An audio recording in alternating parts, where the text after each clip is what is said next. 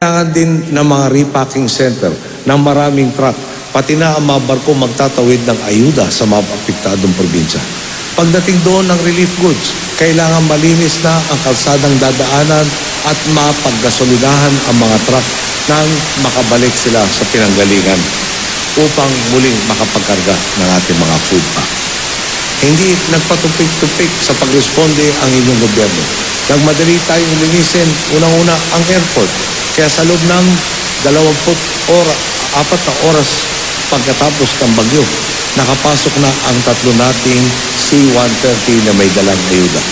Sa mismong araw din yun, nakapagtayo tayo ng communications hub para maging mas mabilis ang daloy na impormasyon. Sa ikalawang araw, dumating na ang Rapid Health Assessment Teams ng DOH. Ang dagdag na sundalo, polis at BFP personnel mula sa ibang probinsya. Pati na mga kawani ng DSWD na nanguna sa relief operations. Sa distribution centers man, sa Eastern Visayas o sa maraming repacking centers na agad na nagbukas sa buong bansa. Sa loob lang ng 2 araw, napagana na ang Leyte Water District. Sa ikatlong araw naman, bumukas ang unang gasolinahan. Agad na nilinis ang pangunahing mga kalsada. Pagsapit na ika-22 ng Nobyembre o 2 linggo matapos ang bagyo, naipamahagi na ang ika-1 milyong food pack sa mga nasalanta. Na-clear na ang 35,162 cubic meters ng debris sa mga kalsadang pagdadaanan nito mga relief. At nalinis at nadaanan na rin muli ang 3,426 kilometers ng national roads. Kasalukuyan naman po natin kinukumpine ang 108.8 kilometrong napinsalang daanan, tulay, approaches at landslide-prone areas. Pagsapit nga po ng Pasko, noong lipas na 2013, may kuryente na sa lahat ng munisipalidad na tinamaan ng sakuna.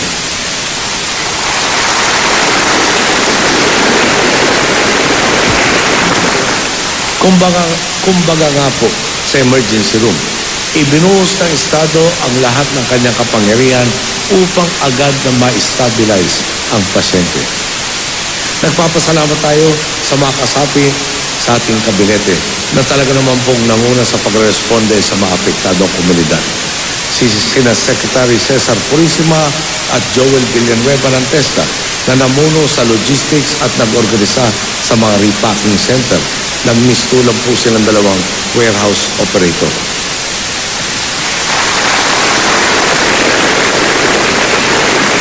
Si Secretary Greg Domingo ng DTI naging head purchasing agent ng bansa, habang si Secretary Linda Baldos naman ng DOLE ay minabuting maging call center operator para sa lahat ng gusto o nag-aalok ng tulong.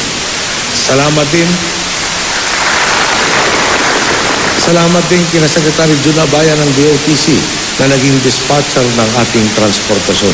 Kay Secretary Dicky Soliman na talagang pinatunayan ng pagiging punong relief worker ng bansa.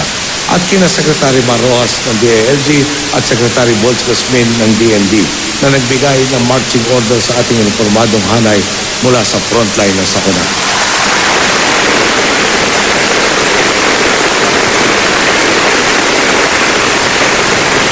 Muli po, salamat sa ating kabinete.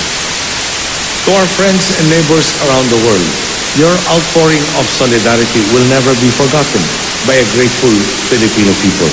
Again, on their behalf, we thank you.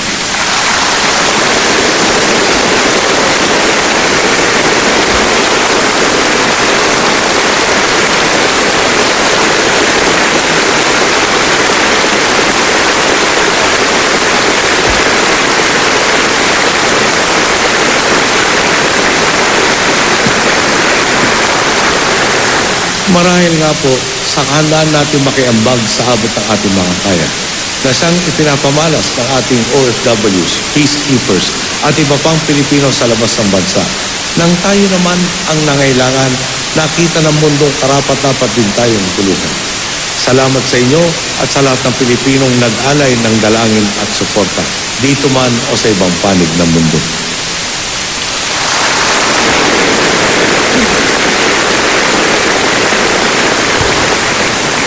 Hindi po natigil ang trabaho natin. nagsagawa tayo ng livelihood interventions upang maging mas mabilis ang pagbangon ng mga nasalanta nating kababayan. Ngayong Hulyo nga po, 221,897 trabaho na ang nalikha matapos tayong magkaloob ng bangka, kagamitan sa pangangisda at pagtatanim, mga binhi at livestock. Kasama na rin po dito ang mga suneldohan natin naging kabahagi ng Cash for Work program. Tanggap naman po siguro ng lahat na malaki ang problemang dala ni Yolanda.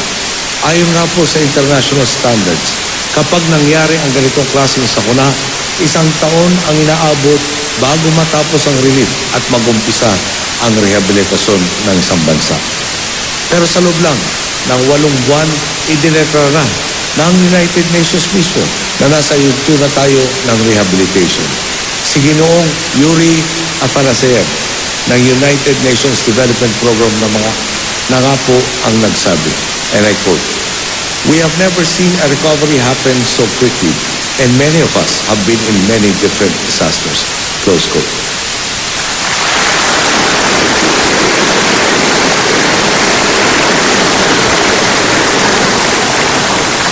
Mahabang panahon ang bubunuin para tuluyang makabangon sa mabibigat na sakuna. Sa Haiti, 2 taon ang nakalipas mula ng lindol at marami pa rin ang nasa evacuation centers. Mga kapatid natin sa Indonesia, inabot ng 8 taon para makarecover sa tsunami sa Aceh. Mismong sa Amerika nga po, sinasabing 8 taon ang inabot para makabalik sa dati matapos sumagupit si Hurricane Katrina. Hindi pa po tapos ang ating trabaho. Marami pang bahay na kailangan ipatayo. Marami pang mga kababayan natin ang kailangan ibangon muli. Patuloy pa rin ang pag-build back better para sa mga hinagupit ni Yolanda. Kaya nga po, ngayong Hulyo, isinumite na sa atin ang nilagdaan na rin natin ang LGU Rehabilitation and Recovery Plan para sa Cebu, Iloilo, Samar, Eastern Samar, Leyte at Tacloban City.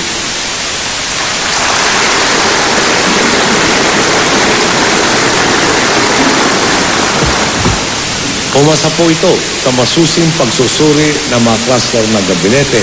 Laman nito ang mga pangangailangan ng ating mga kababayan. Ayon na rin sa isinasagawang malawakang post-disaster needs assessment. Nabuo po ang planong ito sa daigdig na pagsisikap ni Secretary Ping Lacson na inatasan nga nating tumutok sa mga hamong iniwan ni Yolanda.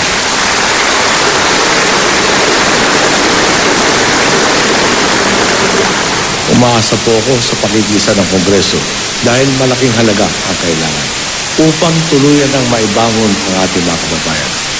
Alalahanin ngayon po natin, nasa Diyos nga raw po ang awa, nasa tao ang gawa. Ito rin ang parehong ideya sa likod ng ating mga hakbang para sa disaster preparedness. Binigyan lakas natin ang mga LGU na siyang mga frontliner tuwing bagyo at ibang sakuna. Gamit ang moderno at malawakang forecasting system.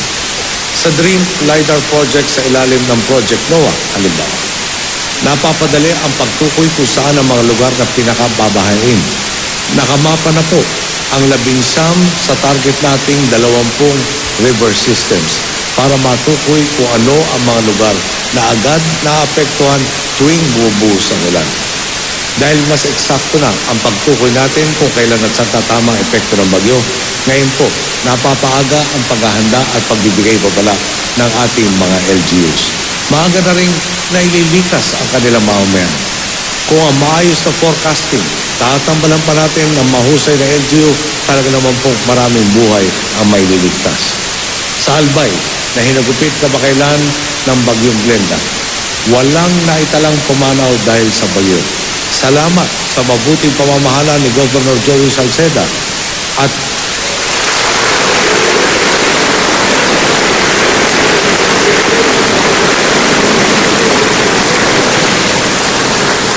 kung kaya itong gawin ang isang probinsya na siya nga parang tatawag na nga pong highway ng mga bagyo, bakit naman tayo magdududa na kakayanin ng iba pang hindi highway ng bagyo?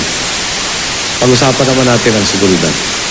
Mulat po tayo sa mga hamon sa bansa at alam din nating mahal ang kailangan natin makagamitan. Ngayon po, ikinalulugod kong iulat sa inyo, tuloy-tuloy ang modernisasyon ng AFP. Nakuha na natin ang brand new na 8 so-called combat utility helicopters, 3 Agosta Westland 109 helicopters, at ang kauna-unahang landing craft utility ship na ginawa dito mismo sa ating bansa, ang BRT Tagbangwa. Dumating na rin po ang 4 na refurbished UH-1 helicopters at 2 Navy cutters. Ito namang nakaraang Mayo, pinasinayaan na rin natin ang state-of-the-art command center ng Naval Forces West sa Palawan. Sa susunod na taon, lalapag na ang 2 sa 12 na FA-50 lead-in fighter trainer jets na binili natin. Ang natitira